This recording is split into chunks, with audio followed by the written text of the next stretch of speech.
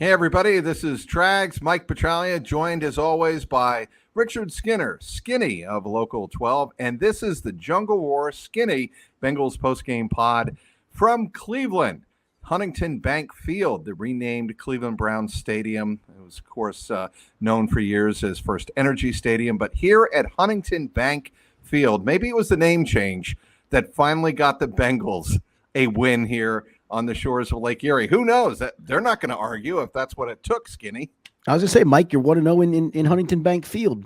Snapped a long losing streak, though, in Cleveland, in this particular stadium, no matter what the name was. And I think that's the overriding theme for this is snapping that losing streak is big. It's the first time Joe Burrow's won here. It's the first time Zach Taylor's won here. It gives them an AFC North win after they lost that earlier one to Baltimore. And yeah, these last 2 weeks have been ugly, but I also think they've been gritty. And I think there's something to be said about winning that way. Because let's not forget, when they were fun to watch and scoring 30-plus points for 3 weeks in a row, they won one game in that stretch. So, yeah, you'd like them to get back to that, and I think there'll be times that they will. I think some of it, again, had to do with Cleveland's defense today and certainly that Giants front last week.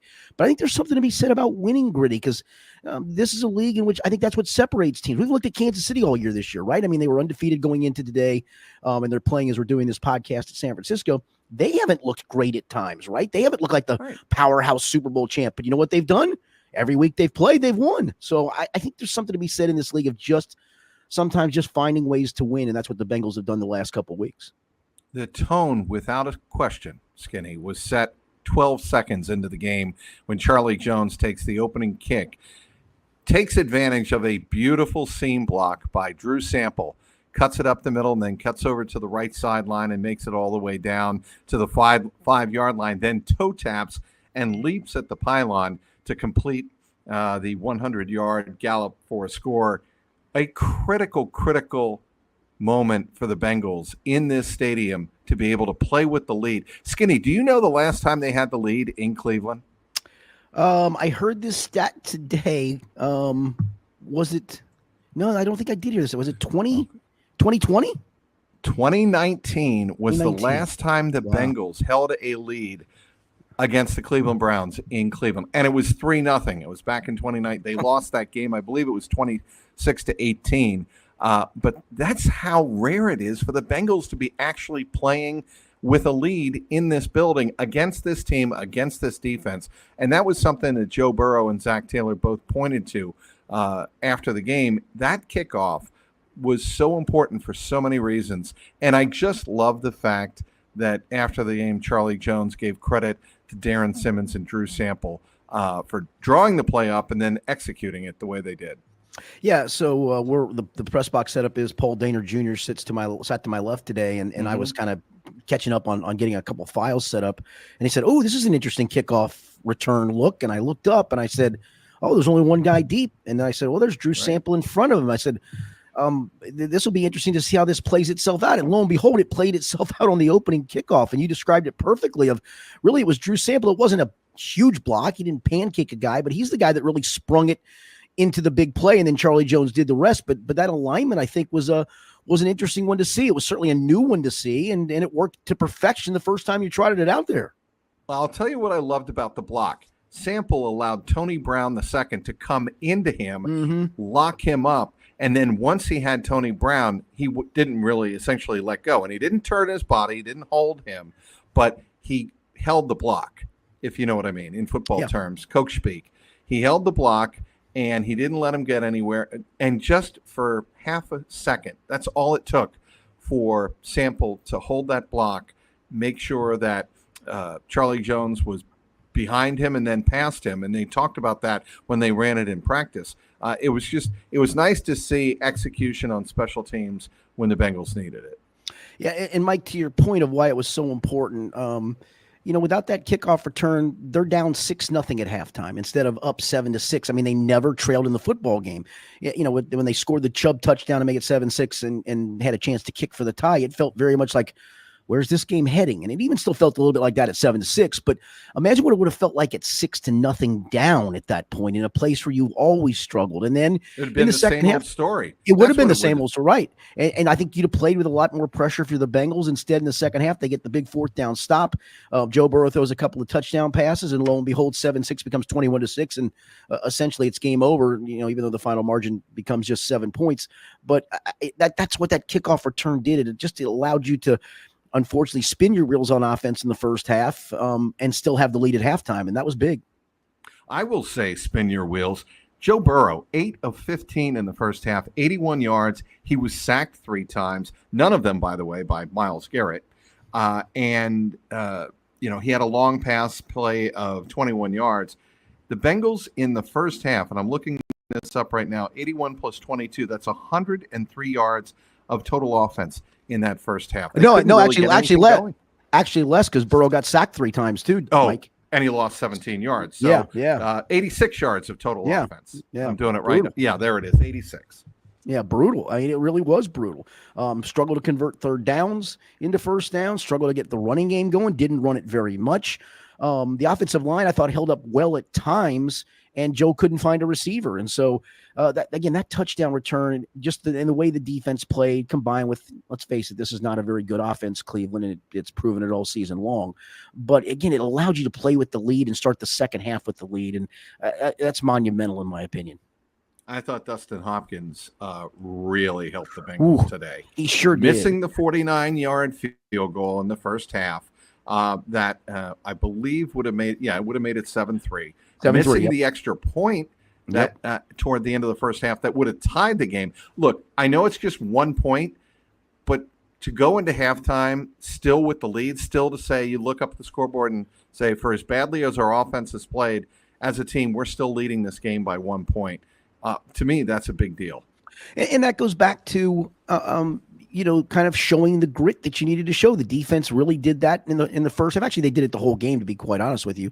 And it's back-to-back weeks that they've done this. And I think it feels like it's getting a confidence boost, even though, listen, again, these two offenses are not very good, but they still, I think, went above and beyond. I mean, they did what you're supposed to do to a bad offense, not let them out, not let them breathe. And they really never did that either of the last 2 weeks. And again, at some point, this offense will get rolling again. If the defense can continue to do this, and I don't expect them to hold Baltimore to 7 or 14 points the next time they play them on the road, but can you keep it somewhere in the 20s? It keeps your offense in the game. I think it's trending towards it can, although it's weeks off. That could be tons of injuries between now and then, whatever. But I think it's showing that it can do that, and it's getting the confidence boost that it can do that too. Hey, everybody, it's Trags, Mike Petraglia, host of the Code Reds and JungleRoar podcast on CLNS Media. Want to take some time out to tell you about Prize Picks, the best place to get real money sports action. With over 10 million members and billions of dollars in awarded winnings, Prize Picks has made daily fantasy sports accessible to all. Just pick more or less on at least 2 players for a shot to win up to 100 times your cash. Run your game all season long on Prize Picks. Prize Picks invented the flex play, and that means you can still cash out if your lineup isn't perfect. You can double your money even if one of your picks doesn't hit. Prize Picks puts its members first, so all withdrawals are fast, safe, and secure. When my picks hit, I can get my money in as quickly as 15 minutes. Prize Picks also offers weekly promotions that can lead to big payouts like Taco Tuesday. Each Tuesday, Prize Picks discounts select player projections up to 25% to provide even more value for your lineups. Download the app today and use the code CLNS to get $50 instantly after you play your first $5 lineup. Prize Picks, run your game. He is Skinny, Richard Skinner of Local 12. My name is Mike Petraglia, and you're listening and watching, if you will, one or the other, to the JungleRoar Skinny Bengals Postgame pod following a 21-14 Bengals win here in Cleveland. All right, you mentioned the injuries. We have to get to this. First, one significant one in each half.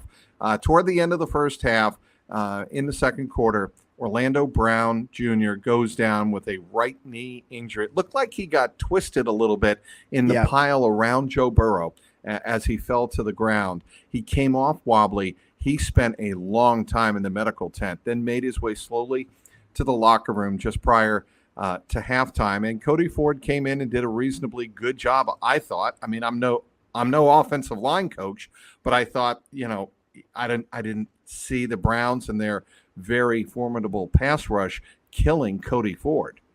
No, and he was the left tackle for the 2 touchdown drives in the second half. Whether that's just coincidental or not, I don't know, but he was the left tackle, and he was a part of those 2 drives to get touchdowns. So he had to do a reasonable job because it is a really good pass rush. And you could tell they really helped him as much as possible. They put Zach Moss to the left of Joe Burrow a lot in pass protection to help with the left tackle. But that's fine. I mean, you have to adjust to some of that. And even Joe, I think, said at the end of the game, it doesn't matter who's playing left tackle, you're probably going to chip on that guy anyway. And that's probably true. I think it was more exaggerated with Moss, really staying in the block and not just chipping. But Cody Ford was a left tackle on those 2 touchdown drives, and so he was a positive on those drives.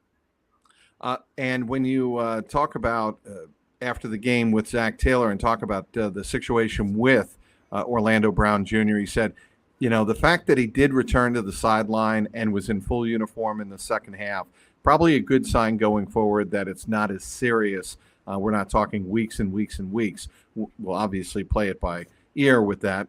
Everything could change when they report on Monday. But the other big injury we need to make note of is Geno Stone. He collided pretty violently with Von Bell on a Jameis Winston pass toward the very end of the game, just before the Browns scored their final touchdown of the game. David Njoku caught a great pass in the back, or made a great catch in the back of the end zone. But right before that, it was Bell and Geno Stone colliding. Bell was on the ground for a while, but he got up. Geno Stone did not. He sat up in the cart and had to be carted off the field. Eventually, when he got back to us as the game was ending, the good news was the brace or whatever appliance they put on that lower left leg was gone. And he was able to get up on his own, limp into the Bengals locker room, but he did limp on his own power into the Bengals locker room. There seemed to be a wrap below his left knee. But again, after the game, Zach Taylor said, maybe it's not as bad as we thought, and that's a good sign. But again, very early here on a couple hours after the game. Yeah, that answer surprised me when I asked it, and because you guys had all gone downstairs, I was still finishing my game story, so I'm kind of watching it from a different perspective. And to your point, as they're carting him off, I could see that contraption on his left leg, and when you see something like that, you would automatically assume the worst. Something major knee, broken bone, something along those lines. Right. And to Zach's answer, it took me by surprise. And we saw Geno Stone in the locker room. He had like an ace bandage with probably some ice. I'm assuming it was a big ace bandage down around that left knee, left shin area. But yeah, he was at least walking on his own power. And that was surprising based on, again, what I'm watching a guy get carted off with a contraption on his leg, right? You think the worst, and maybe it's not. Hopefully it's not for him or for them. They really, I mean, they're not that deep in the secondary. No, especially there.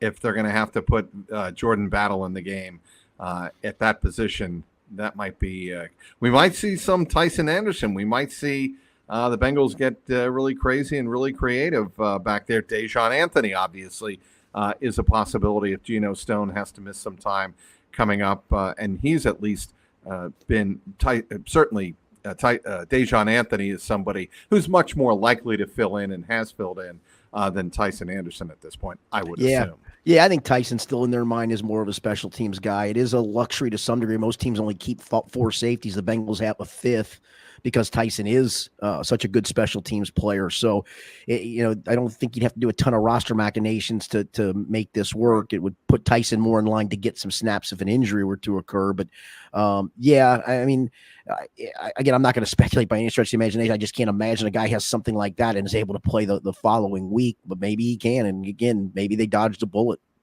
Yeah, you never know. So we'll get that update from Zach and his coaching staff on Monday when we're back in Cincinnati. How about Sam Hubbard? Did you know he was playing with a broken pinky on his right hand?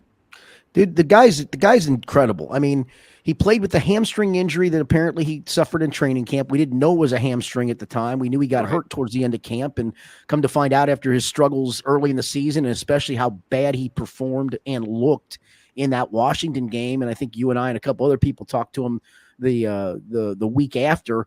And he didn't make excuses. He said, I don't want to talk about injuries. And since that time, some more time has elapsed.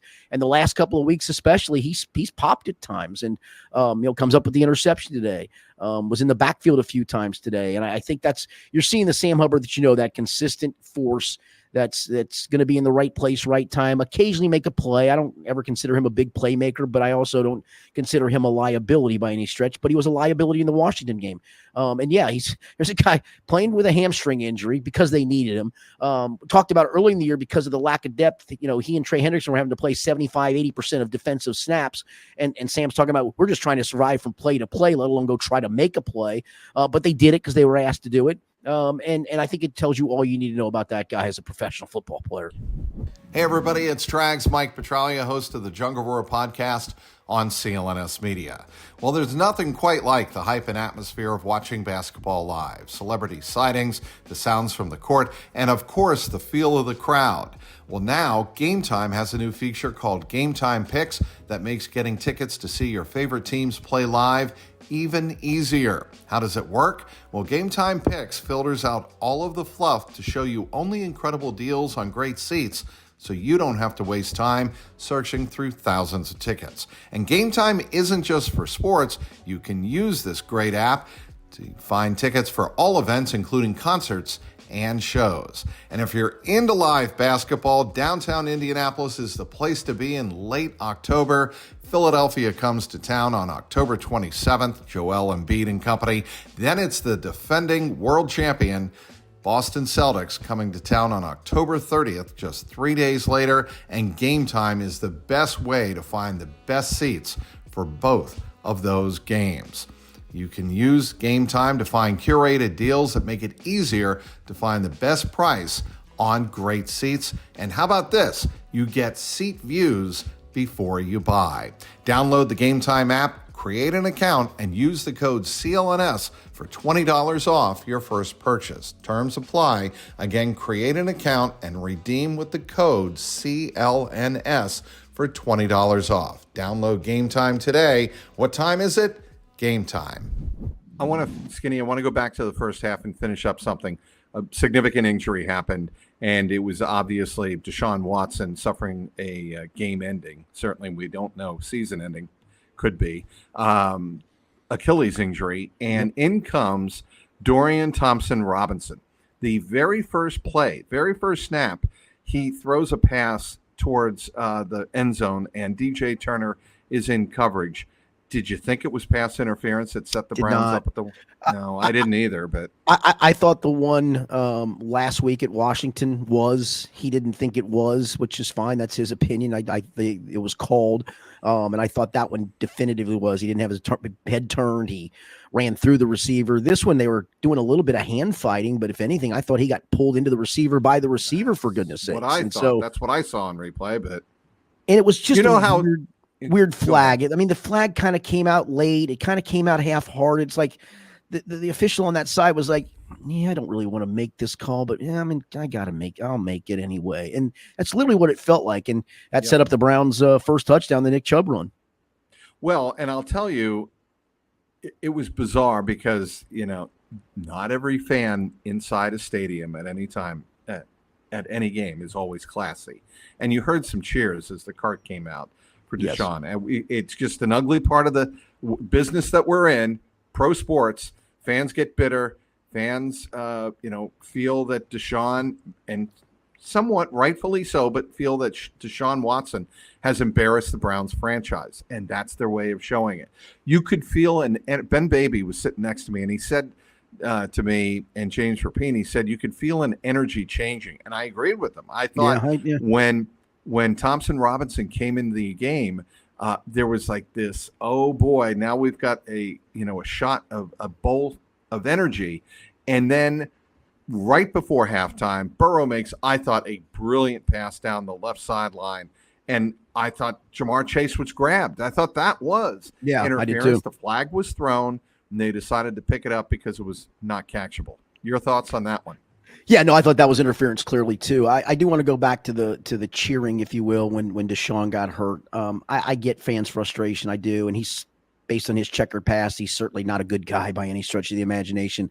I just don't know where there's a place for that, for anybody to do that. I just don't get it. Myles Garrett, I don't have the quotes in front of me, but after the game, he apparently went off on the situation and voiced his opinion and voiced it pretty loudly about how much he was disappointed in that. And I would agree with that. Listen, the Browns brought all this on themselves. Deshaun certainly brought the heat on himself as well. But do we really cheer when somebody gets hurt? Are we really there? No, is the answer. Short answer is no. Felt weak. You don't. Yeah, that felt weak. Yeah.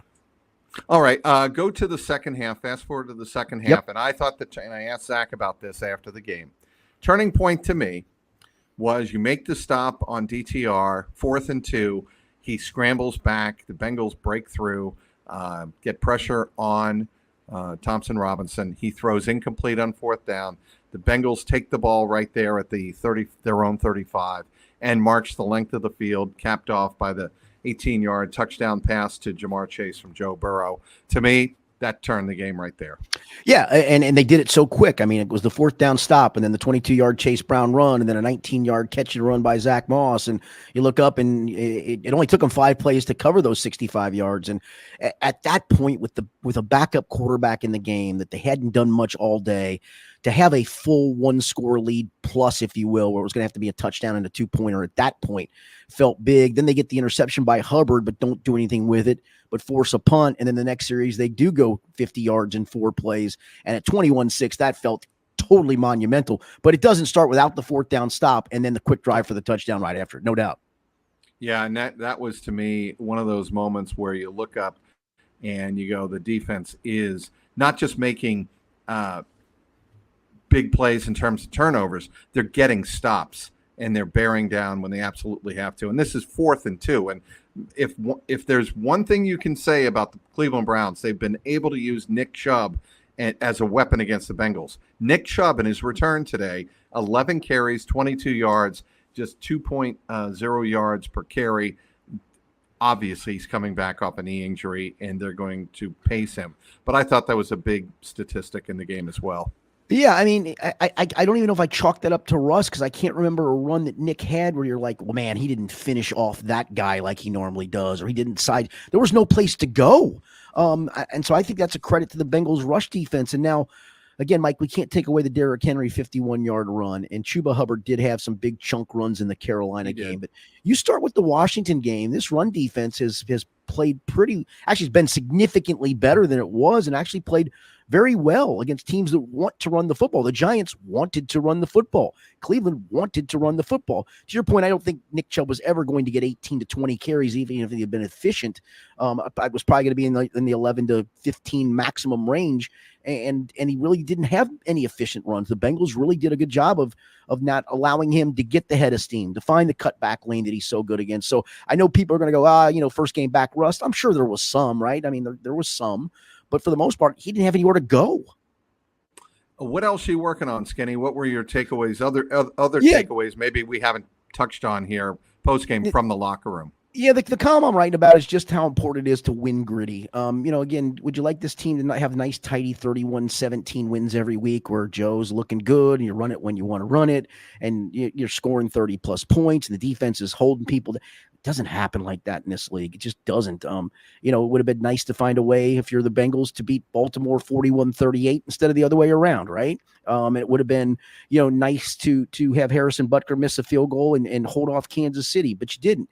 In these 2 games, your offense scuffled at times. It did enough, and your defense played well. There is going to be a game, it could be this week with Philly for all we know, where the defense plays well and still gives up 24 points, and the offense then goes and does its job now, and it's 27. That's the complementary football part on days.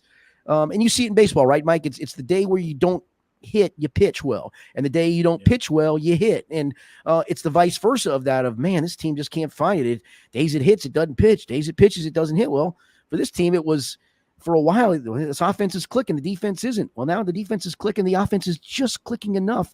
And I still think we know it's good enough when it has to be to go win games 30-27, 31-28, whatever it can be. And the defense will just have to be good enough that day, not like they've been right now, the way they should have been against 2 bad teams.